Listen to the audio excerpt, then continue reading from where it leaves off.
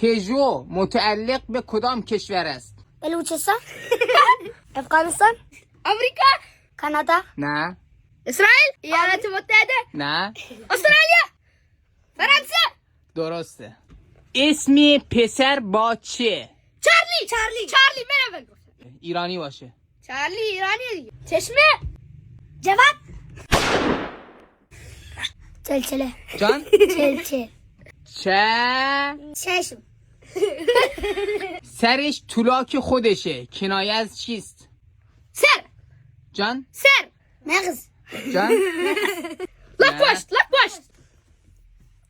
سرش کار نمیکنه نمیدونم یعنی سرش خیلی شلوغه، بی توجهی به دیگران. برابری داشتم فکر میکردم شاید اون باشه دلش یخ زده، کنایه از چیست؟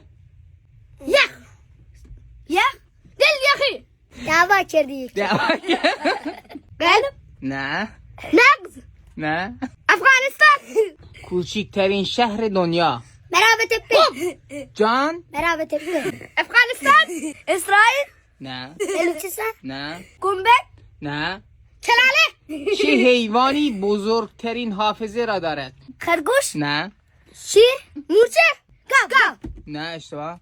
گوسفند نه. بزغاله جان؟ بزغاله فیل درسته.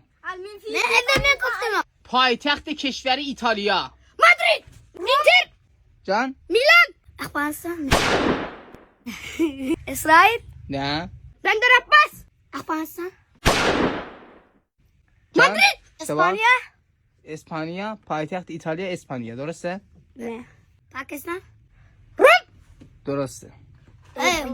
اسم شخصیت زیر را حدس بزنید. افغانستان جکی چان چارلی چمپین ترامپ نخست وزیر اسرائیل تو سریال جومونگ بازی میکنه.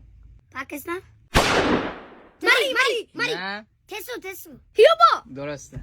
اسم شخصیت زیر را حدس بزنید. جکی چان نه. ترامپ نه. نخست وزیر اسرائیل نه. جمونک جمونک نه استاد جمونک استادش آنخما یومو ماری تسو هموسو. هموسو